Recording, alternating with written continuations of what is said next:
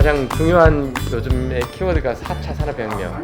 그 4차 산업혁명에 가장 최적화된 교육이 필요한데 그 교육을 향해서 달려가고 있는 기업이다. 융합교육이라고 말을 하는데 사실은 그 융합교육이라고 하는 게 되게 어렵다는 거죠. 아이들이 4차 산업혁명을 접근한다는 건 되게 어렵게 생각이 돼요. 그거를 바꿔나가는데 가장 중요한 게 뭐라고 생각하냐면 아이들의 생각의 프레임 자체를 좀 바꿔줘야 되거든요. 자기 스스로 문제를 어떤 해결을 찾아가는 과정이 되게 중요한데 6, 70년대 프레임에서 바뀌지 않았다고 저는 생각하거든요.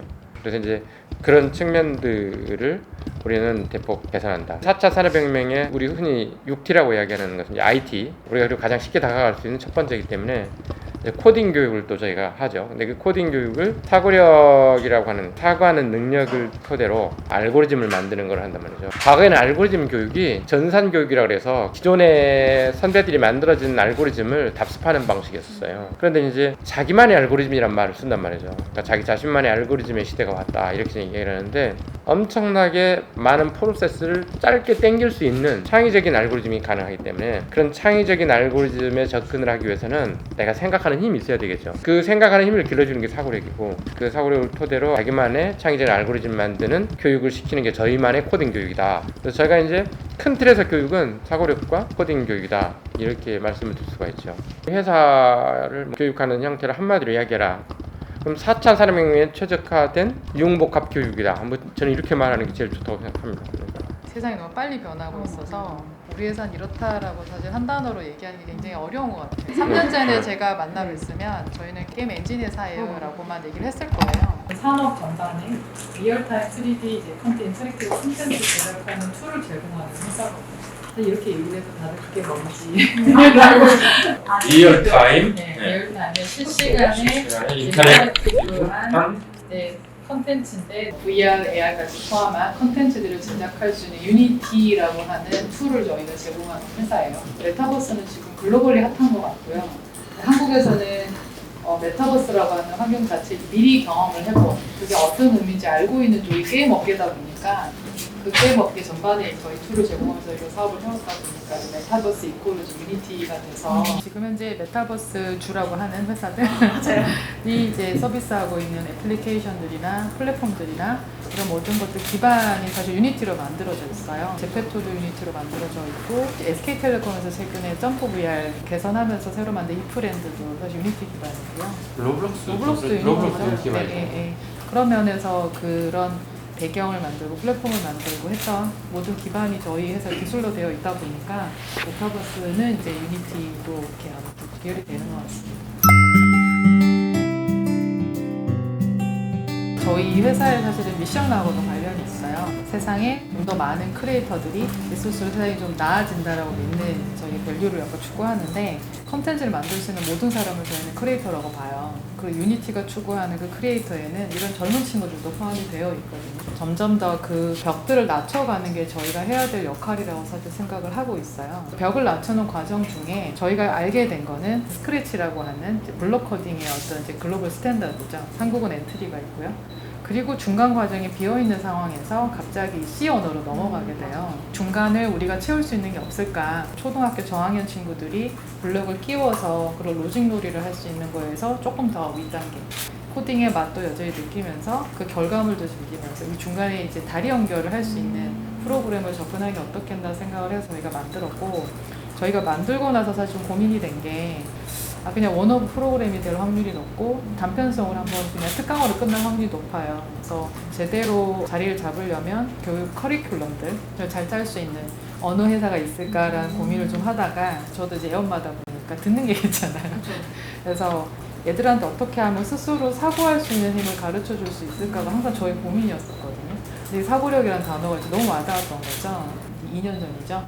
요 자리에 요 자리에 와서 대표님을 만나 뵀죠. 양쪽이 이제 교육이라는 관점에서 보면 접근을 시도하려는 게 똑같았던 것 같아요. 왜냐면 저는 초등교육에 관심이 많았고 코딩 교육을 조기에 교육을 하면 좋을 것 같다고 생각해서 이제 수학부터 제가 융합 콘텐츠 만들고 그다음에 이제 코딩을 우리 스타일로 한번 만들어보자 했는데 블로거나라는 게 이제 최근에 나왔기 때문에 그런 걸 가지고 아이들이 놀고 즐기고는 할 수 있겠지만 막상 스크립트 기반으로 이제 옮겨가려고 그러면 그걸 못 넘어요. 결국 그 상황에서 그냥 재미있는 수준에서 그냥 어떤 호기심을 줄 수 있을지언정 교육이라는 관점에서 언어를 배우는 건 불가능했단 말이에요. 그때부터 저희가 관심 있었던 게 그 허들을 넘기 위해서 중간에 계단을 하나 만들어야겠다 이 생각을 하거든요. 그래서 저희가 정말 그때부터 미들랭귀지에 관심을 갖고 뭐 개발을 시도도 한번 했다가 찾아낸 게 뭐냐면 그 마이크로소프트에서 과거에 이제 개발을 했던 건데 저희가 그걸 인수를 하게 됐고 우리는 SPL이라는 이름으로 프로그램에 녹인 거죠. 근데 이게 있어서 제가 C큐브 코딩이라는 걸 띄울 때 되게 자신 있게 띄운 거예요. 근데 이제 유니티에서 전쟁 막 이러잖아요. 그 중간이 비어 있다고. 사실 스크립트 기반의 언어를 배운다는 것은 일반 아이들에겐 되게 어려운 일이고 맨 처음 코딩 포 키즈라고 해서 C4K라고 우리가 이제 명명해서 했었는데 저희하고 같이 협업해서 지금 이제 새로운 이제 교육 프로그램이 지금 만들어지고 있는 거죠.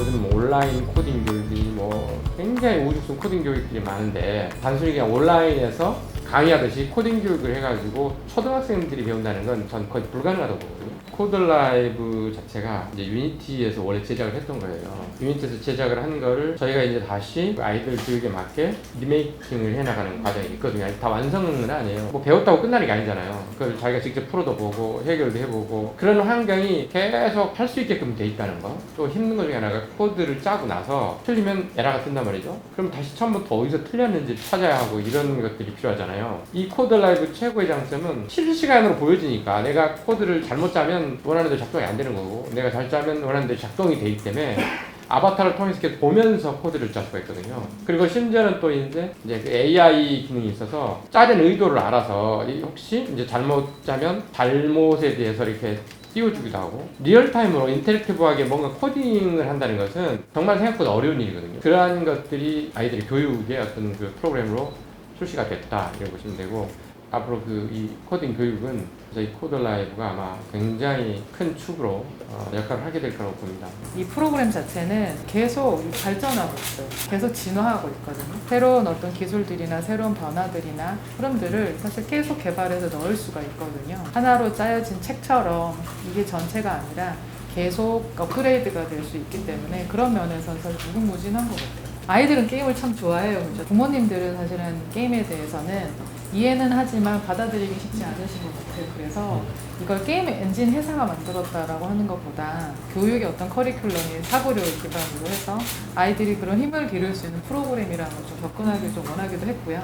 궁극적으로 결과물들이 게임만 나오진 않아요. 집을 지을 수도 있고요. 내가 원하는 어떤 디자인들을 만들어낼 수도 있고 작은 애니메이션을 만들어낼 수도 있어요. 세상에 있는 정말 재미있는 많은 컨텐츠들을 다 접하게 보는 게 저희가 해야 될 일이 아닐까 싶어서 정말 게임을 벗어난 정말 다양한 세상의 크리에이티브한 결과물들 만들어낼 수 있는 쪽으로 저희 계속 드라이브를 하고 있어요. 이 정도일 줄 몰랐다 뭐 이런 거는 반응이 너무 좋거든요. 특히 코딩을 아는 그 부모들, 아빠들은 막 열광이에요 되게. 딱 코로나 시국이어서 좀 아쉬웠어요.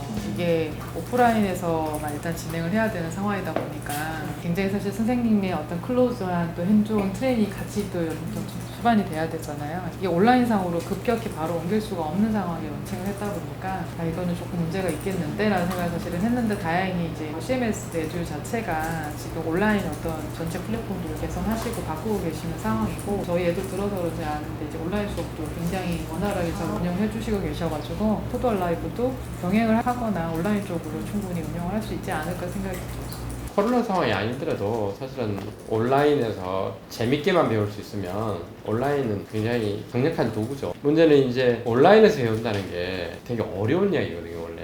요즘 애들은 로블록스나 이런 데 들어가서 게임을 만드는 것도 만드는 거지만 그 이제 소셜을 하는 거잖아요. 그런 걸 요즘 그 테라포밍이라고 그러잖아요. 나만의 새로운 세계를 만들고 하는 거. 3D 월드로 뭘 만든다 그러면 전부 다 유니티를 써서 만드는 거거든요 대부분이. 유니티라는 프로그램으로 만들어진 우리 코드라이브는 이미 플레이그라운드에서도 테라포밍이 되거든요. 자기네들만의 세계를 만들어내는 게. 그러한 것들을 통해서 파이썬이라는 언어 하나는 기본으로 배우고 알고리즘에 대해서 모르면 아이들이 하지를 못하니까 또 따로 배우고 자기가 배운 것들을 거기서 연습도 하고 실습도 하면서 직접 만들고 나만의 세계도 만들어보고 나만의 게임도 만들어보고 이러면서 아이들이 자연스럽게 습득이 되잖아요. 요즘 핫한 AI 과정. 그 AI 과정을 어디서 배워요 사실. 5만 곳에서 그냥 AI 딥러닝, 머신러닝 하지만 그걸 체계적으로 쉽게 배울 수 있는 곳이 없어요. 그런데 저희는 초등학생들이 배울 수 있게 그렇게 환경을 만들었다는 거는 되게 놀라운 거예요. 이제 여기에서 저희가 유니티하고 협업을 멈추지 않고 메타버스라고 하는 영역을 최근에 유니티하고 다시 협업을 하고 있어요. 정부 관계 부처나 대기업들이면 메타버스 때문에 많이 만나거든요. 저는 이제 그 뒤 무엇들을 기획하고 있는지 알잖아요. 이 세상의 많은 부분들이 그냥 다 메타버스적인 요소들로 바뀌게 될 거예요.